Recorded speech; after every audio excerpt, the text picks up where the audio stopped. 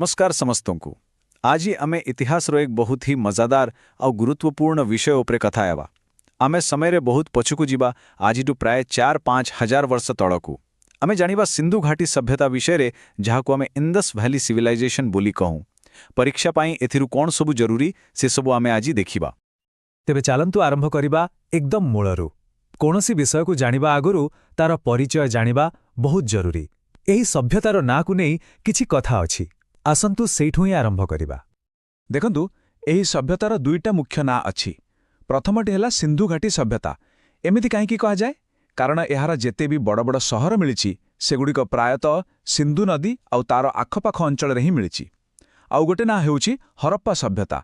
एहार कारण हेला हरप्पा ही सेही प्रथम स्थान थिला जोटी खोलाखोली काम आरंभ हेला आउ एही महान सभ्यतार प्रमाण मिलिला। तेणु दुईटा जाक ना ठीक मने रखिबाकू पड़िबो। अच्छा तबे एही सभ्यता केते पुराणा देखंतु वैज्ञानिक माने कार्बन 14 डेटिंग पद्धति रे एहार समयकाल निर्णय करिसंती। एहार सबुटु विकसित समय बा मैच्योर फेज थिला ख्रीष्टपूर्व 2350 रु ख्रीष्टपूर्व 1750 भितरे। एहा एते पुराणा जे आपण भाबी पारिबे जेतेबेले मिस्र रे पिरामिड तयारी होउथिला सेतेबेले आमरो एठी एक सुंदर सहरी सभ्यता गढ़ी उठिथिला। तेबे एही महान सभ्यता विषय रे आमे जानिलु केमिति एहार श्रेय जाए सेई प्रत्नतत्त्वविद मानंकु जेउ माने माटी तळु एही सहर उडीकु खोजी बाहर करिथिले। परीक्षा रे एही ना गुडीक बहुत थर पचारा जाए। चालंत देखिबा। ए टेबुल टाको टिके भल के देखंतो। 1921 रे दयाराम साहानी हरप्पा खोजी बाहर कले। ठीक ता पर वर्ष माने 1922 रे रखालदास बानार्जी आविष्कार कले मोहेंजोदारो। आउ तापरे जेतेबेले 1957-58 रे रंगनाथ राव लोथाल रो आविष्कार कले आमे जानिबाको पाइलु जे एमाने समुद्र रे वाणिज्य मध्य करुथिले। एही तीनोटी ना आउ वर्ष बहुत ही गुरुत्वपूर्ण। खाली सहर खोजी देले तो हेबनी सेटु कोन कोन मिलिला सेटा जानिबा भी तो दरकार। सेठारु मिलिथिबा जिंसगुडी कहीं आमकु सेमानक जीवनशैली विषय सबु किछि कहिताए। तेबे चालंतु देखिबा कोठु कोन खास जिंस मिलिथिला।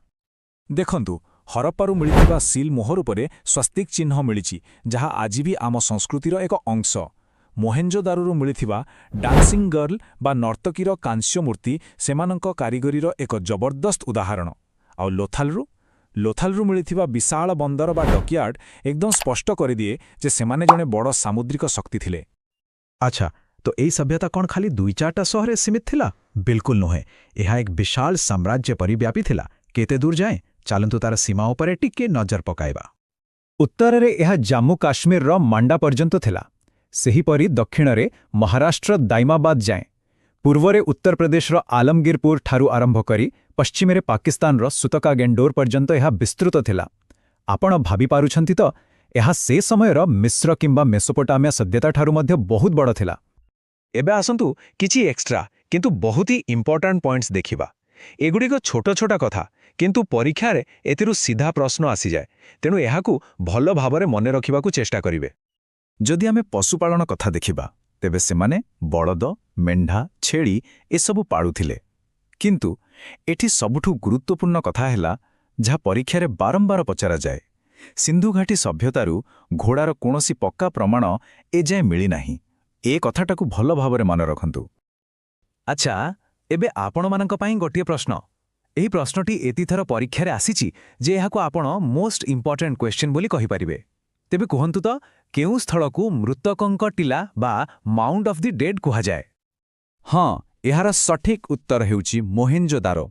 प्रकृत रे सिंधी भाषा रे मोहेंजोदारो शब्दर अर्थ ही हेउची मृतकंक टीला। कारण सेठारु खोदेई बेले बहु संख्या रे मनीष कंकाळ मिलिथिला। तेबे एही महान सभ्यतार पतन किपरि हेला ताहा आज भी एक बड़ रहस्य। तेबे आशा करुछि आजिर ही आलोचना आपनकु निश्चय भल लागिथिबो। वीडियो भल लागिले लाइक करंतु, कमेंट रे कहंतु आउ शेयर करंतु। देखाबो आउ गोटे न्यू वीडियो रे। आज पई एतिकी।